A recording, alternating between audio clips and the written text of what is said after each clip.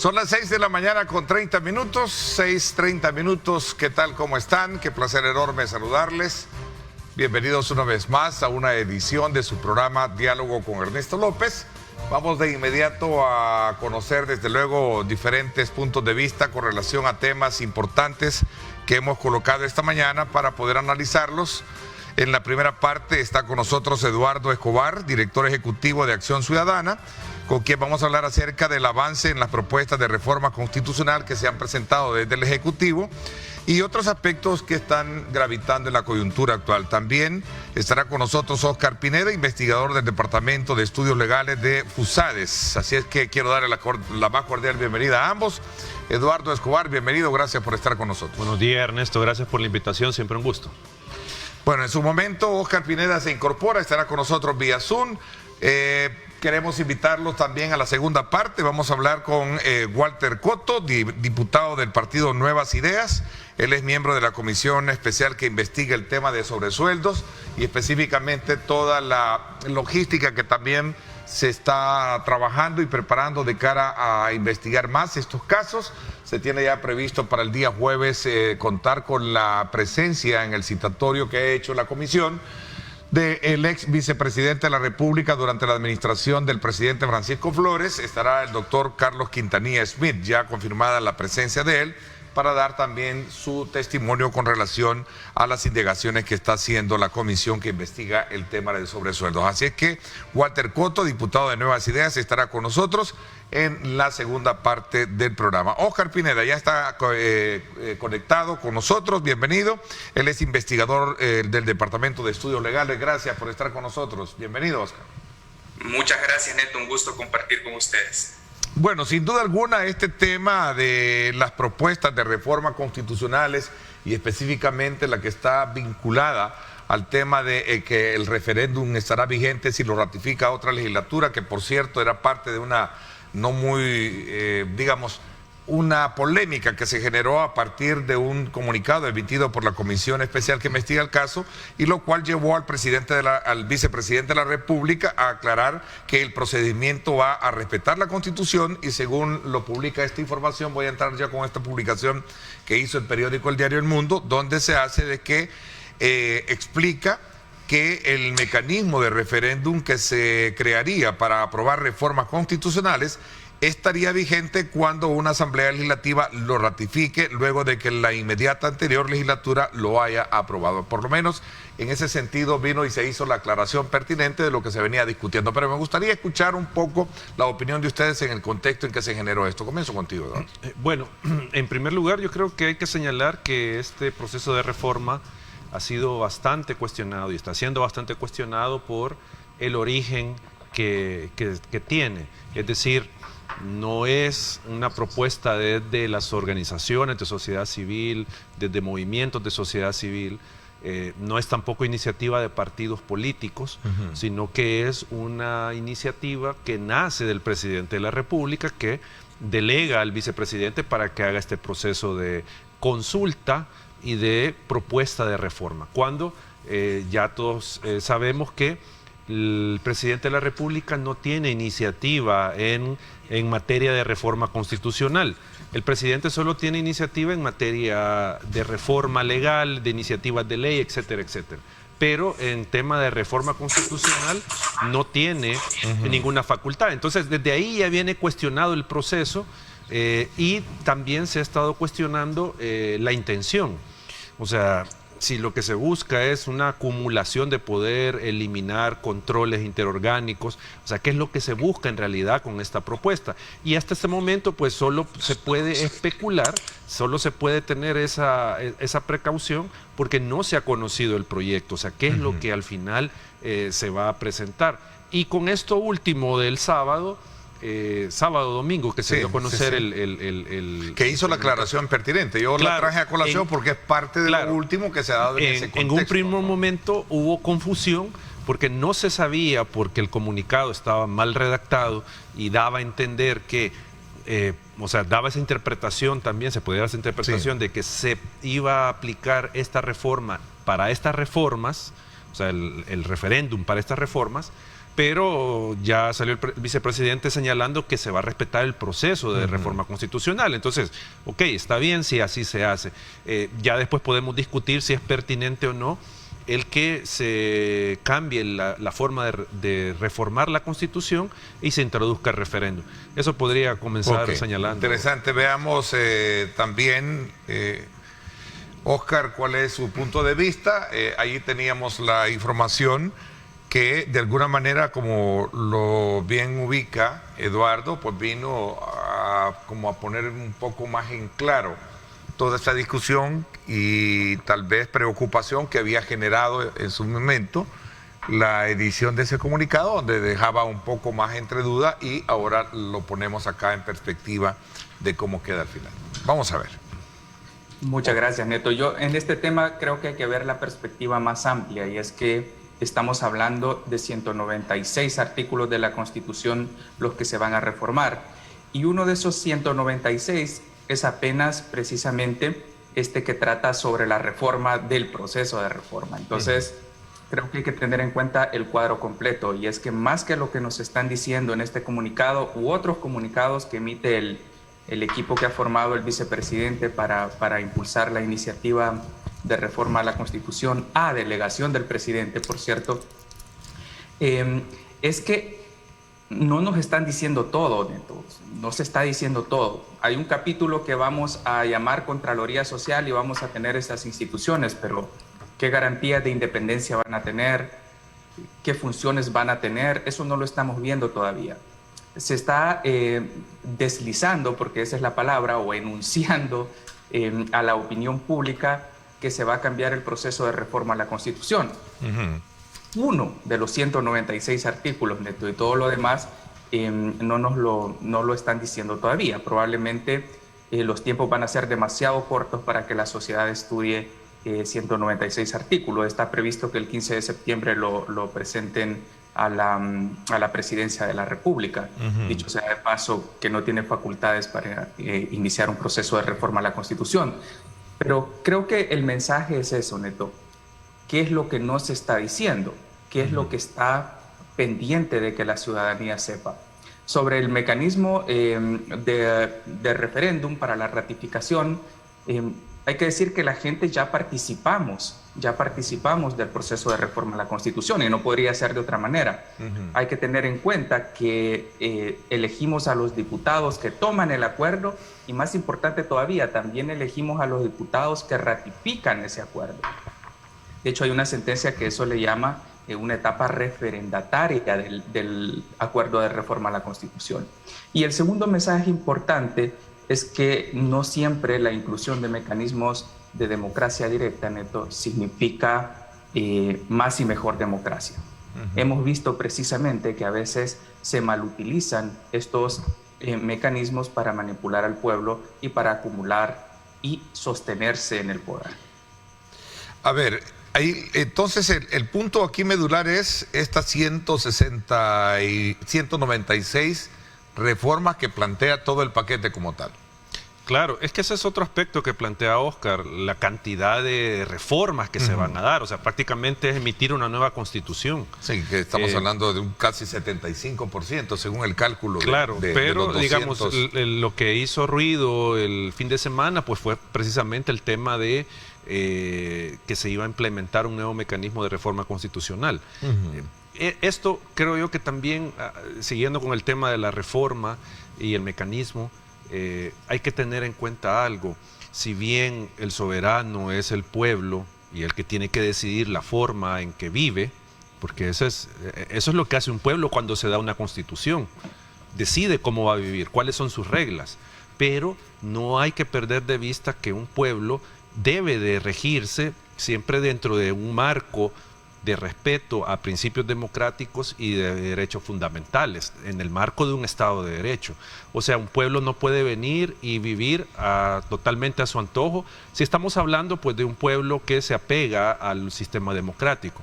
Entonces, como bien lo decía Oscar, no porque se introduzcan mecanismos de participación ciudadana quiere decir que esa democracia mejora, no quiere decir que esa sociedad va a tener un mejor nivel de vida. Y ojo con esto, porque este mecanismo que se quiere implementar tiene esa debilidad o tiene esa amenaza, si le queremos ver así, que correlaciones eventuales en la Asamblea Legislativa sumadas con popularidad de algún político puedan trastocar completamente la Constitución y generar incertidumbre, porque se estaría reformando la Constitución de forma expedita. O sea, porque el actual mecanismo de reforma, el actual proceso, obviamente tiene un grado de complejidad que tiene que haber acuerdo de 2 asambleas legislativas, tiene que haber esa voluntad política, una correlación necesaria para que se reforme.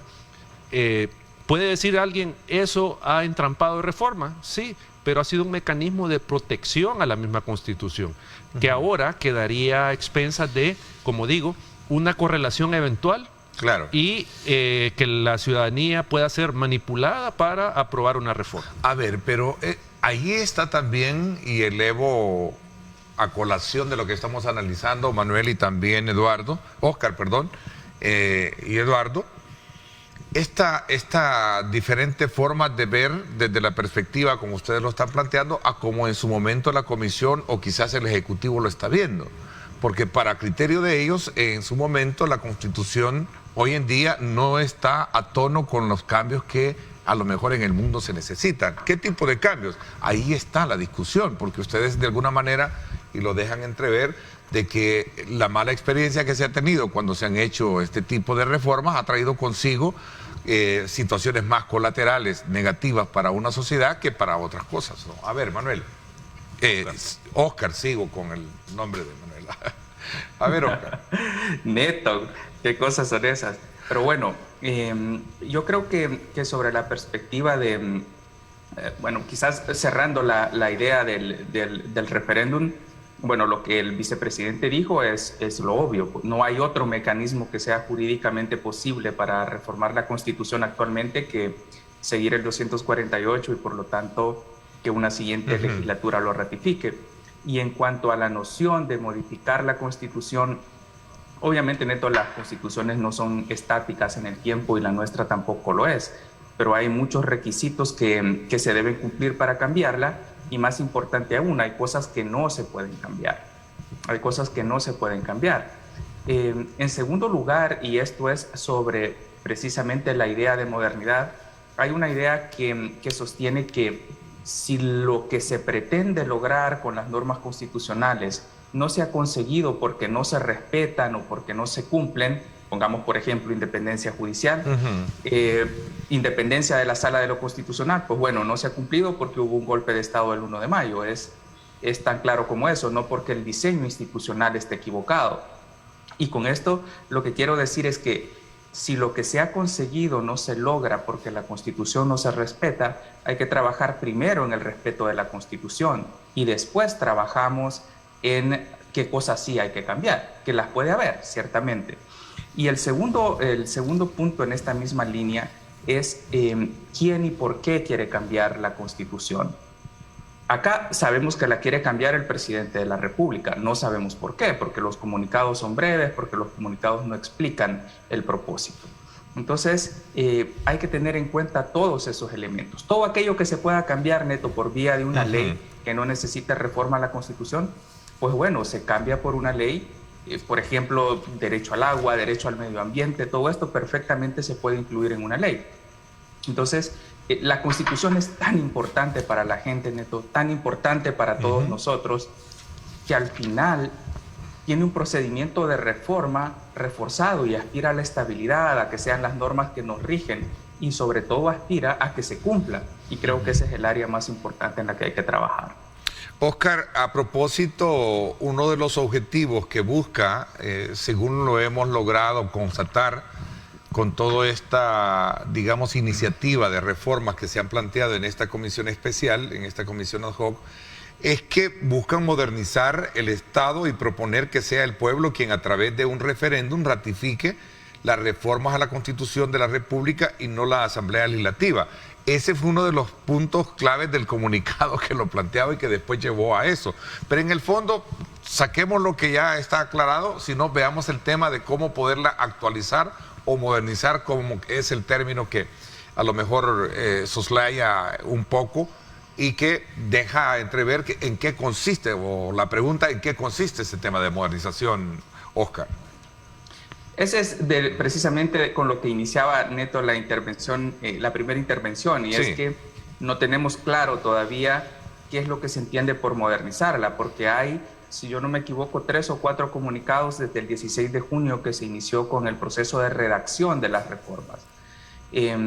No hay en esos comunicados, y no los puede haber porque son comunicados de prensa, aclaraciones o especificaciones de qué es lo que se quiere cambiar en cada tema. Se mencionan los temas, que es diferente, pero no qué es lo que se quiere hacer con los temas. Entonces, yo creo que un análisis específico de los elementos, de las normas que se pretenden implementar, no es posible hacerlo sobre la base de estos comunicados.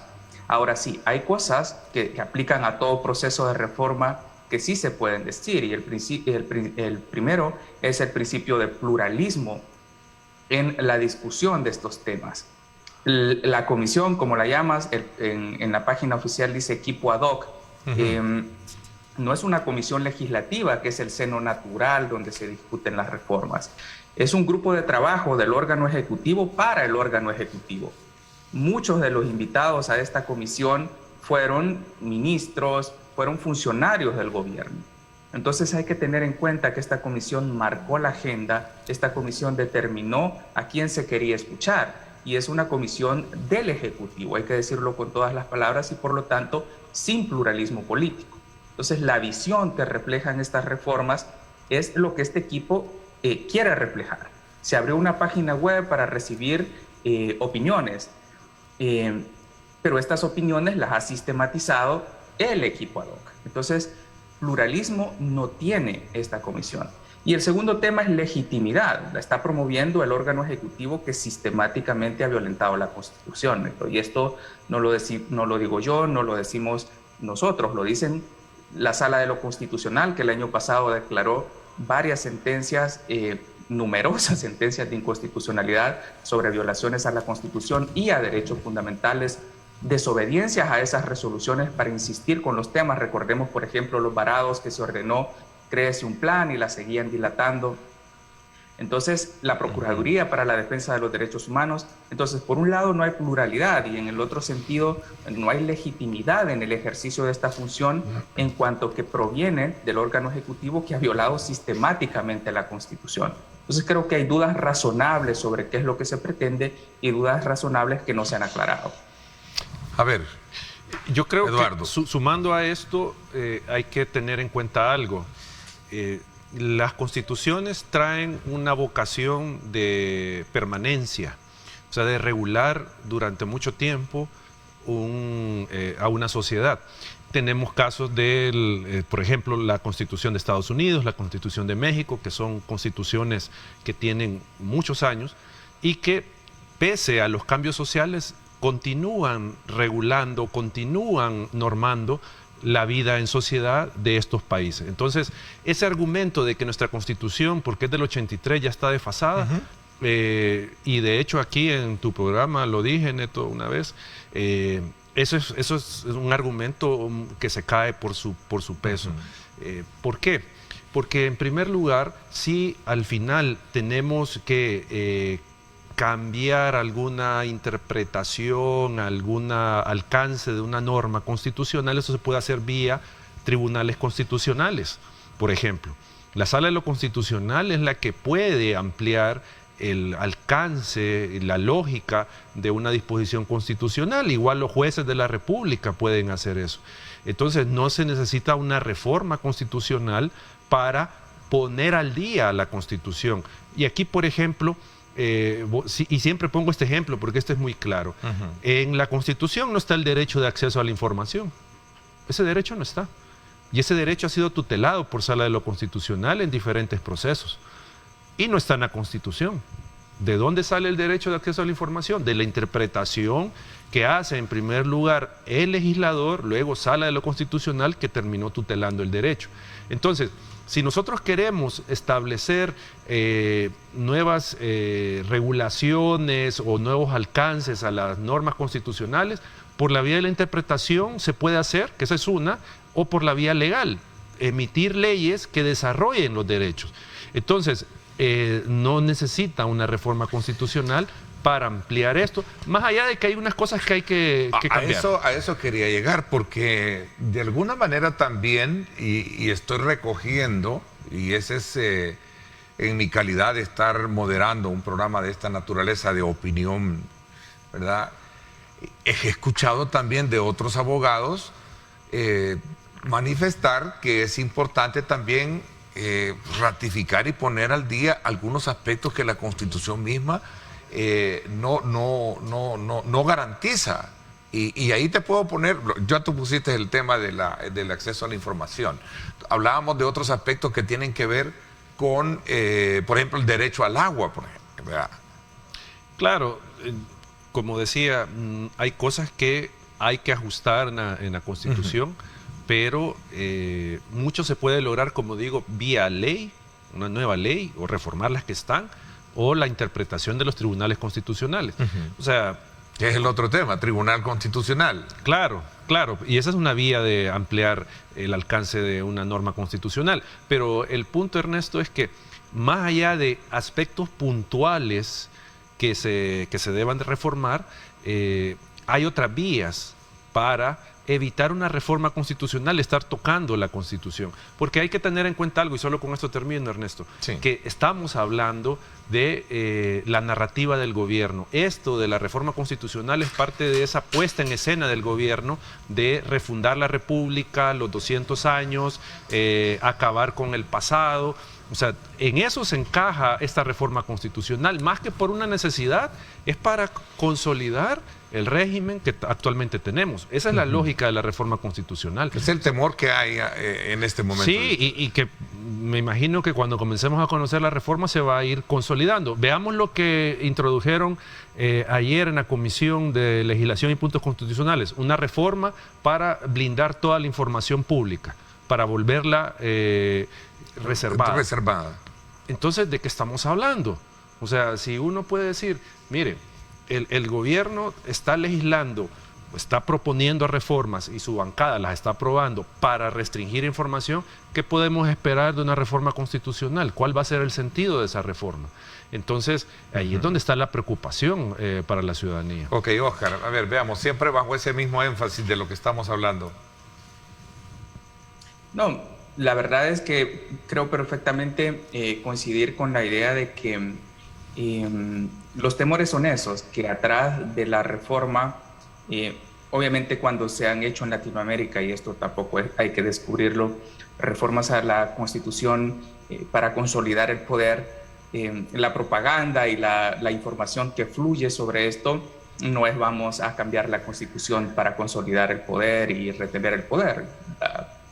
La discusión gira en torno a ofrecer muchos derechos a diferentes sectores y lograr los apoyos de esos sectores. Entonces es como se trabajan las reformas. Pero creo que los temores son fundados, totalmente fundados, precisamente por lo que te decía, que vienen en línea con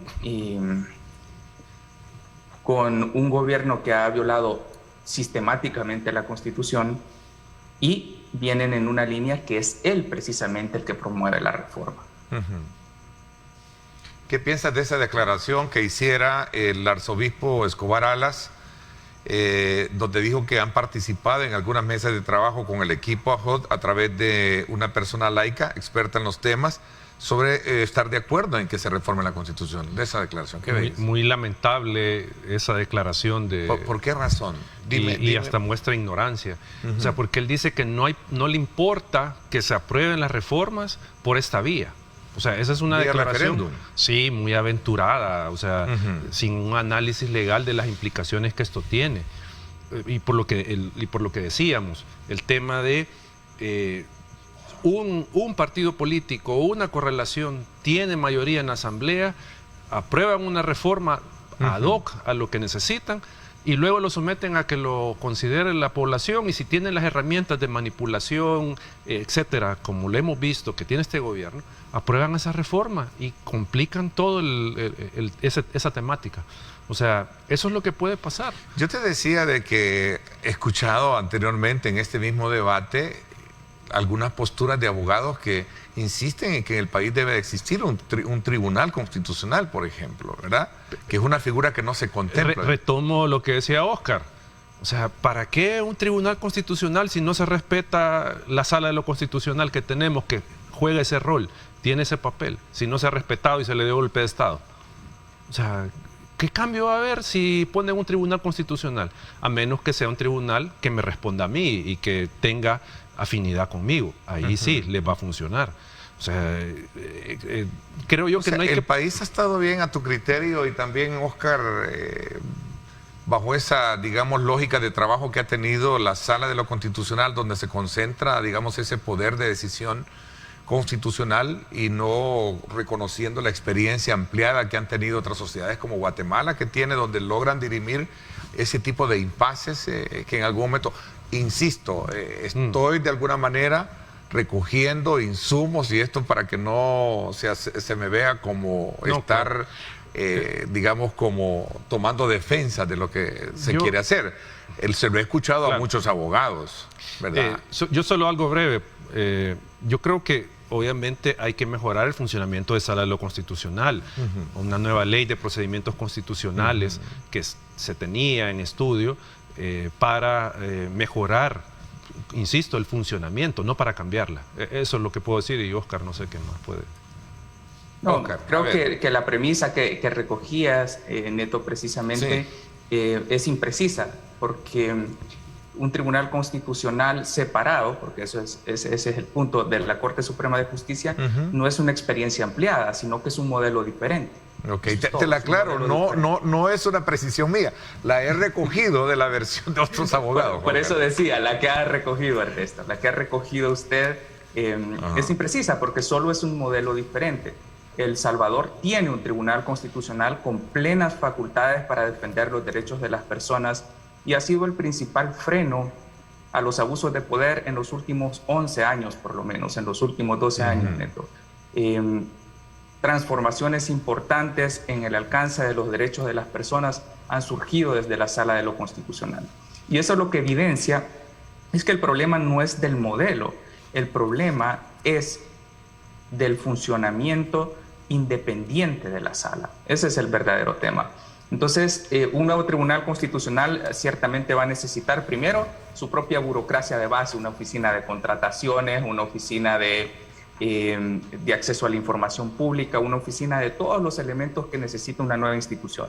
Va a necesitar nueva infraestructura, va a necesitar nuevo presupuesto y sobre todo va a estar fuera del órgano judicial que tiene ahí una protección en cuanto a materia presupuestaria, pues tiene en la Constitución un presupuesto asignado. Entonces, no tenemos claro qué es lo que se quiere hacer con un tribunal constitucional, porque solo decir que vamos a crear un tribunal separado de la Corte Suprema de Justicia es decir nada. Estamos diciendo, vamos a cambiar de modelo, pero no me estás diciendo ni las garantías, ni cómo se van a elegir los funcionarios, cómo se va a garantizar la independencia, no está diciendo nada todavía. Entonces, creo que estos discursos macro en los que se utilizan conceptos genéricos, vamos a modernizar porque creamos un tribunal constitucional, son totalmente falaces, absolutamente falaces, porque lo que importa es cómo vas a garantizar que la justicia constitucional sea independiente.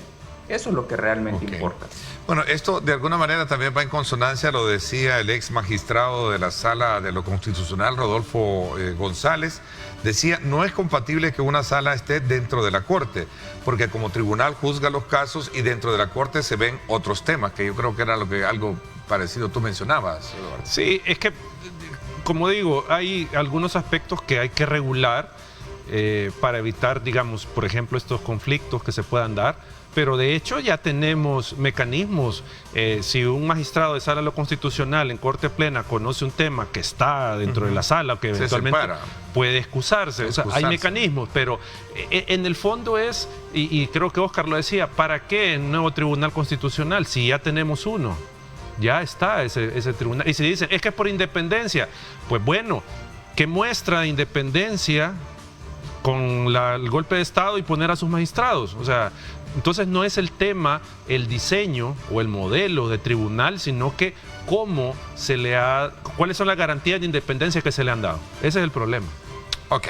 Voy a hacer una pausa porque, como lo decíamos, en este caso, a viva voz del responsable, el arzobispo de San Salvador, que dijo que no ve problema con el tema también del referéndum en la reforma. Así lo dijo de manera muy concreta.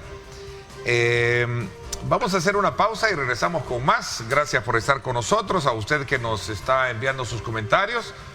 Vamos a, desde luego, una pausa. Gracias a Texaco con Tecron, por supuesto. Vamos a conocer cómo está el tráfico a esta hora de la mañana. Gracias nuevamente por estar con nosotros en esta primera parte del programa. Estamos conversando con Óscar Pineda. Él trabaja en el área de investigación del Departamento de Estudios Legales de FUSADES, y también nos acompaña Eduardo Escobar. Y estamos haciendo una lectura desde la perspectiva de ellos, cómo examinan esta iniciativa que tiene esta comisión ad hoc de la vicepresidencia o del Ejecutivo, que está prácticamente ya concluyendo lo que sería ese pliego de reformas a la Constitución, que son alrededor de 196 de las 262 artículos que tiene la Constitución, y de la cual dejan entrever mucha preocupación por algunos aspectos, como el tema del referéndum, que fue un punto de partida que el fin de semana fue aclarado por el vicepresidente, en sostener que no será a través de eso que se estaría de alguna manera entrando en vigencia lo que se ratifique o se apruebe en una legislatura, sino más bien en la subsiguiente como tal. A ver, hay otro elemento importante que me gustaría aprovechar la presencia de ustedes para poder hablar, que tiene que ver con estas reformas que se están haciendo a la ley de acceso a la información pública, y que, quiera o no, también ha venido a poner el grito en el cielo, de decir de que lo que se está buscando acá es ocultar información oficiosa que de alguna manera conlleve a tener una mejor claridad cómo se está administrando la administración pública hoy en día. Vamos a ver. Bueno, Ernesto, creo que esta propuesta de reformas se viene a sumar a todo el debilitamiento sistemático que desde el Ejecutivo ha tenido el derecho de acceso a la información. El Ejecutivo primero se tomó el instituto, lo ha ido debilitando, y ahora tenemos una institucionalidad del acceso a la información débil, que no responde a los intereses ciudadanos. Nosotros tenemos medido la baja de efectividad del instituto en tutela al derecho de acceso a la información, y esto pues obviamente desde que el presidente comenzó a hacer los nombramientos de comisionados.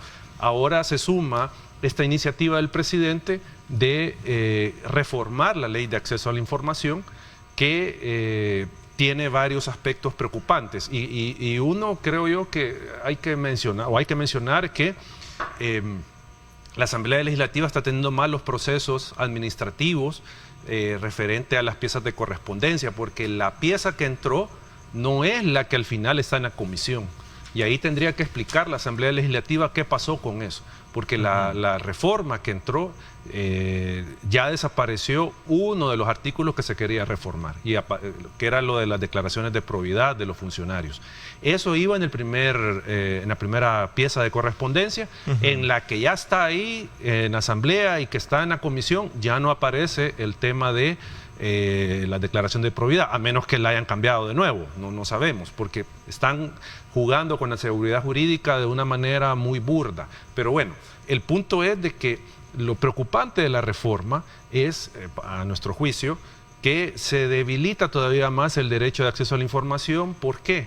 Porque las instituciones públicas, y esto para la ciudadanía que tal vez no sabe este tema, están obligados a tener disponible, sin que lo pidamos, toda la información referente a presupuestos, proyectos, remuneraciones, etcétera, etcétera. Toda esta información la debe de tener la institución, por ejemplo, en un sitio web, o la puede tener en un boletín institucional. La cosa es que toda esa información, sin que la pidamos, debe de estar disponible a la ciudadanía. Y eso es básicamente sobre la gestión que desarrollan las instituciones. Esa es la información. Entonces, ¿qué quieren hacer con la reforma? Quieren que esa información que es pública pueda convertirse en reservada si así lo decide el titular de la institución. Si el titular dice, no, desde este día no vamos a revelar porque consideramos que se pone en peligro la seguridad, se pone en peligro cualquier argumento que ellos puedan dar, entonces reservan la información sobre los contratos, por ejemplo, que pueda estar realizando esa institución pública, quienes contrata para obra pública, para prestación de servicios.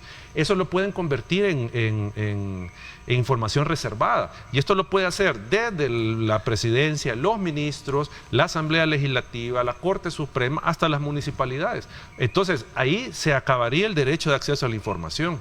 Prácticamente, o sea, sería un golpe fatal para el acceso a la información, que toda la información pública oficiosa se convierte en reservada. A ver, Oscar, voy a también sumar y concatenando un poco las, diferentes acciones que se han hecho alrededor de todo esto. El presidente de la República hace 7 horas colocaba más o menos en su cuenta en Twitter: acabo de firmar una iniciativa de ley al Ministerio de Justicia y Seguridad Pública relativa a los delitos de corrupción para que sea presentada mañana en la Asamblea Legislativa. Es decir, hoy, una vez aprobada, nuestro país dará un gigantesco paso para poner a los corruptos tras la reja. Creo que esto va en consonancia de lo que estamos hablando, sobre todo por ir buscando cómo evitar que delitos sean, estar dentro de lo que es la administración pública. A ver, Oscar. Bueno, Neto, yo tengo dos comentarios. Uno un poquito quizás retrocediendo, porque al final me llamó la atención la imagen con que cerrabas el bloque anterior del arzobispo. Y creo que esa imagen se define con una frase, y es que se trata de una equivocación quizás con buena intención. Y lo dejo dicho solo porque no tuve la oportunidad de pronunciarme precisamente. ¿Te refieres a esta imagen, Oscar? Sí, es una equivocación quizás con buena intención. Ahora, volviendo a lo de corrupción y el presidente de la República, creo que lo verdaderamente importante es entender que la Ley de Acceso a la Información Pública es una iniciativa ciudadana. Es una ley que fortalece a la ciudadanía frente al Estado. Y es precisamente eso lo que quiere quitársele a la población: el derecho de saber lo que se hace y que nos quedemos con lo que nos dicen. Es básicamente ese elemento el que se quiere eliminar. Y es aún peor porque las sanciones por violentar los procedimientos de acceso a la información, como revelar información que sí debe ser reservada, antes era una posibilidad de sanción solo para los funcionarios, como debe ser, porque son los obligados frente a la población. Pues bueno, ahora también en el proyecto se puede sancionar a, por ejemplo, un periodista que obtuvo una información y la publicó. Tú eres periodista, Neto, entenderás el valor de las fuentes y el valor de la reserva de las fuentes. Pues bueno, podrían sancionar. Entonces, no solo es anular la ley, es peor que anular la ley. Hay que tener eso claro. Y esta ley es la que ha servido para desvelar muchos de los temas de corrupción que han estado en la agenda pública. Entonces, ahora, si se quisiera ser consistente, y que estos especies de tweets fueran consistentes con la realidad, lo primero es que el Instituto de Acceso a la Información debería seguir siendo independiente. Recordemos que destituyeron a una de las comisionadas del instituto. Recordemos que se ha maniobrado en los procesos de elección para que el instituto deje de ser independiente. Y este instituto es el que garantiza que la gente pueda exigir lo que esté en la ley. Hay información que están reservando, y te pongo un ejemplo, Neto. ¿Es verdad que le han dado computadoras a todos los niños del país? ¿Es verdad que se las van a dar? ¿Cuánto costaron? ¿A quién se las compraron? ¿Cuántas computadoras de verdad han dado? Lo preguntas al Ministerio de Educación y ya te dice que es información reservada. Eso debería ser información pública sin necesidad de pedirla, debería estar puesta ahí. Pues no te lo dicen. La reforma esta lo que va a legalizar esas conductas que actualmente son ilegales para, bueno, por lo menos tener la tranquilidad de que estamos actuando con la ley, aunque sea una ley que precisamente lo que facilita es el oscurantismo, y ciertamente en cuanto facilita el oscurantismo también facilita la corrupción. Los tweets que salen diciendo vamos a presentar delitos para combatir la corrupción son tweets que están pensados en la corrupción de otros, no en la de mi gobierno, en la del gobierno actual. Y te pongo un ejemplo. La lista de corruptos que publicó Estados Unidos, donde hay muchos funcionarios de este gobierno, no está siendo investigada. Entonces es inconsistente hablar de combatir la corrupción si no se empieza por la propia, y es inconsistente hablar de combatir la corrupción cuando se quiere cercenar, quitar, eliminar, destruir una ley que facilita que la ciudadanía sepa si está habiendo corrupción. Este día, por cierto, Claudia Ortiz, diputada del partido Vamos, hará la presentación de 20 artículos precisamente a la ley, ¿no? Fue ayer. Eso fue ayer, vea, ya las hizo, pero bueno. Ya lo hizo. Ya lo hizo. Sí, pero no, para aprobarse o por lo menos verse en la plenaria este día. Le dio iniciativa. Ok, son 20 de los 12 que en su momento se habían planteado. Sí, es que hay que tener en cuenta algo. Sin duda la ley de acceso a la información necesitaba algunos ajustes, pero ajustes que potenciaran el derecho de acceso a la información, no ajustes que lo debilitaran. Y pongo un caso, por ejemplo, si es información pública, ¿para qué estarle solicitando el DUI, por ejemplo, al ciudadano?